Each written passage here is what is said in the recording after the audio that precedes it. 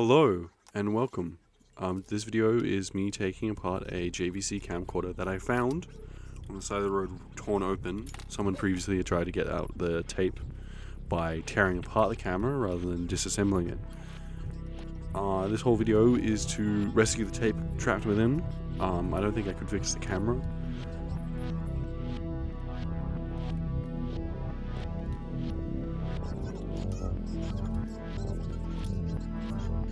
I thought this was going to be an easy sort of thing, taking it apart, but I had to fully disassemble the camera and now it's completely in pieces.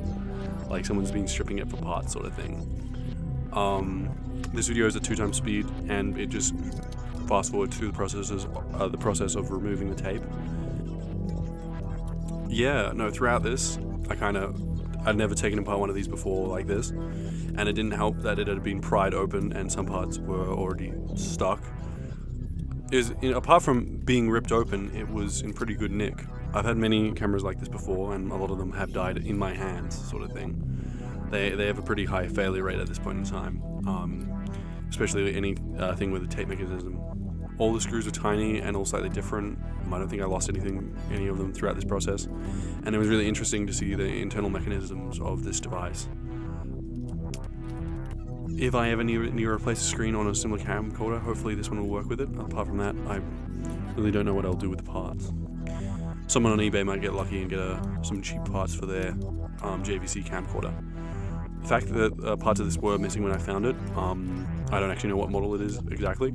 I've been able to find similar ones on Google Images by googling JVC camcorder mini DV.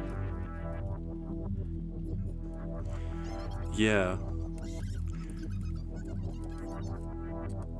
Eventually I do get the tape out, a bit of a spoiler there, but yeah, on the tape was obviously someone's family footage up to a certain point when it got stuck. I digitized the whole thing to have a look and to preserve it, because the tapes are worth money and I much prefer a free tape than buying one. But buying new old stock ones to ensure that they haven't been recorded on and are of the highest quality. Whereas this, I'm more than happy for low quality tapes to record whatever I record, especially for the music videos I make and stuff. But I am trying to swap to tapeless systems of recording. Yeah, throughout this process, I really didn't know if I was going to be able to get the tape out, and I was hoping for the best. And I managed not to break any more parts than there was already.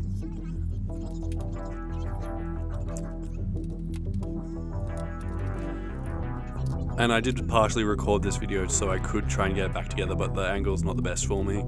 And honestly, I didn't keep track of what screws went where, as well as I don't have a use for a broken camcorder now. Pretty sure it won't work in its current state. I probably should have tried powering it on the way it was with a power supply, because I probably have one, but I didn't think of it at the time and I didn't want to risk it, especially with it in the state it was. I could have used it more as a webcam, like I do with a lot of stuff. I recorded this on I recorded on a Panasonic camcorder, a mini DV camcorder, the Panasonic NV-GS25 GN PAL that I use, that works, and hopefully won't die in my hands. I had a Sony mini DV camcorder that I used once, put it away, went back to use it again because it has a Sony Night Shot. And it just died, cocked it. The cassette holder just won't close, stays open. I'm glad it died when I took a tape out of it, rather than dying with one in it like this. Makes things a lot simpler. I've had so many VHS Type-C camcorders that either have died before I even got them, or dead with the tapes in them. I've only ever had 2 working ones, and they died the same day I got them, both of them. And I cannot be bothered buying one of the converter tapes for them, because I don't have anything filmed on the tapes I do have, and the majority of the VHS Type-C tapes I have are trapped in camcorders, and I'm like, I could make more of these videos tearing down cameras to retrieve the tapes, because some of the tapes are kind of interesting. I did buy a camcorder with a bunch of tapes from Russia, like in Australia. Someone had taken it over here with them, a whole bunch of Christmas footage actually, which would be kind of interesting for this time of year, because it is December recording this. Whether or not I post it, we'll see.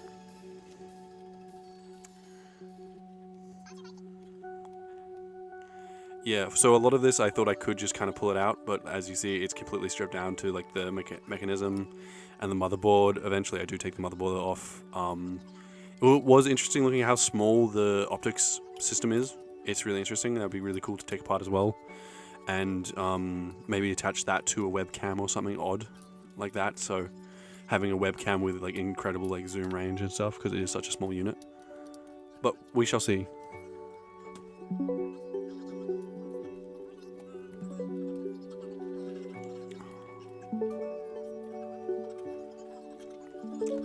Trying to hope of things to talk about in it, but there's really not much. And I think most people that would actually watch this video in full is just watching it to see how I did this. I don't know what my target demographic is. It's definitely interesting. This overhead camera, I really do wish I had one on the side or something, so I could keep track of all the parts I took off in the wood shoulder and stuff. For a $20 camcorder plugged into my laptop with like a $10 digitizer is pretty good.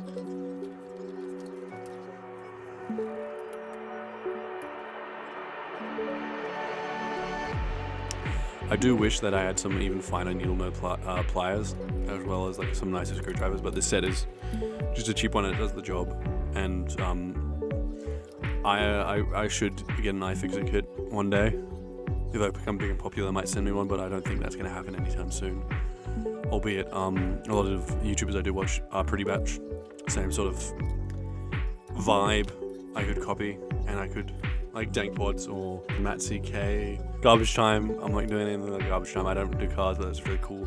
Cathode Radio is a huge inspiration of me. His videos are so informative and makes me want to do better, especially like this narration. Like, I don't have a script, I'm making this up. I really should like have written some dot points out to think about the things I want to say, but it's also like I am meant to be narrating the footage, not just talking like a little podcast. Where is he? Bo Miles is also really cool, even though he doesn't do camera stuff, but his storytelling is incredible. Same with Van Neistat. He does a bit of gear stuff, bit of making, bit of doohickeys, whatchamacallits. Either way, I like these things. I'm probably going to make more camera stuff in the future, probably actually like decent production values, not just like a one shot and I'm over. Towards the end I do make an edit from some of the footage that doesn't include a bunch of children, because there's so many tapes that I find are just full of like family memories, and memories are really important, and I do tend to hoard other people's lost memories. The Museum of Lost Memories is a really cool Instagram page where they go through and find people's photos, as well as somebody else's photos, I think is what it's called, where they also do the similar thing where they just find old photos and find out who they belong to. This last little bit with the bent metal was annoying because it was in the way. I did try and cut it with a pair of pliers. I don't have a pair of snips. I do have a pair of snips somewhere. I may have given it away when I was like, I don't need this. No, having the tools at my disposal is one of my big issues. I want more tools and I need more space for them. I will become a man. I will have tools. I will have swag. Yeah, no, I was really trying not to take off the motherboard because it's so fragile. But in the end, I had to. Honestly, these parts could be used to fix another one. So 2 broken cameras into 1 working camera. I do love doing that. I've done that with a couple of Pentax film SLRs, where I got 2 broken ones, put the two broken ones together to make a working one, and it cost me about the same as a working one on its own. So I'm like, could have saved time and money, but it was fun.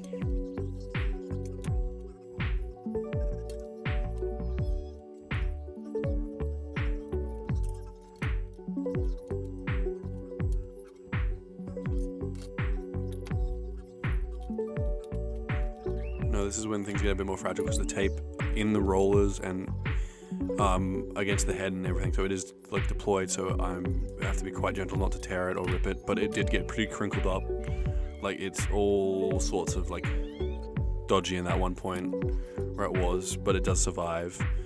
The footage of this is pretty bad because it's hard to see, and it was hard for me to see what I was doing, and it was hard for the camera to see what I was doing, but I tried my best.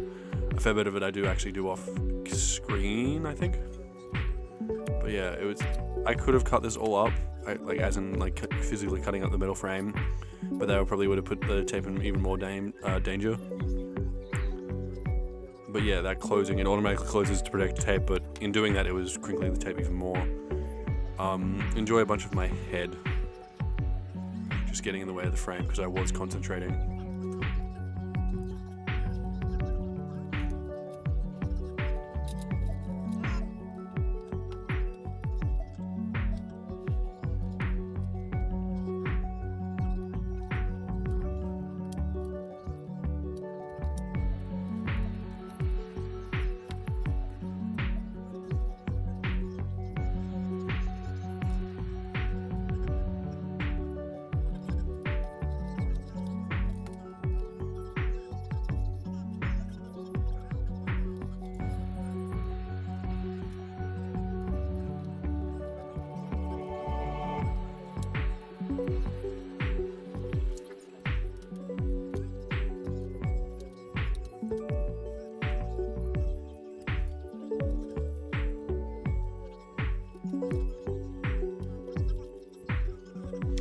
Yeah, this mechanism actually is really cool. I ended up salvaging that little tape head out of there because I think it's really cute. I might make it into a piece of jewelry, honestly.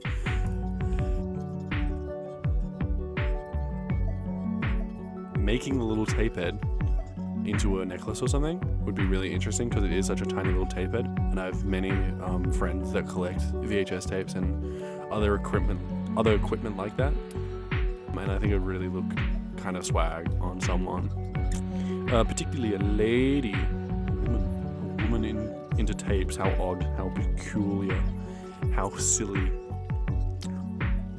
But yeah, no, all the little components in this are so cool compared to like the larger VHS, full-size VHS tape cameras, because they just are a VCR on your shoulder sort of thing. And I have taken apart a couple of VCRs, like dead ones, just for fun sort of thing. And printers are always fun to take apart. They're always full of such interesting components, not useful ones, but like fit as objects go, kind of complex shapes and sort of things. Like thinking in like miniature terms sort of thing, like damn, this would make a cool base, this would make some sick terrain sort of thing. Got that little like ape mind, like Bill makes stuff or whatever. Bill makes stuff? Ted makes stuff? Some guy makes stuff. For this bit, you probably can't see it because this was filmed on tape itself, so it's pretty low quality. The tape was over and under a bunch of stuff, and it was through something with a small gap between to get out, and the tape was sitting flat, and I had to rotate it 90 degrees and slide it out, which was hard to do, especially with the tape wanting to close and not wanting to damage the tape even more. I was tempted to cut the tape, but I didn't want to do that because then I'd have to mend the tape, and that could mess up another one. And there, I got it out. I have to wind it back in. Then Bob's your uncle. I've got the tape, and I'll cut back to myself in camera talking about this. But also, hopefully enjoy like the 30-second edit of the footage from the tape that I can show without feeling bad about finding other people's memories. Oop.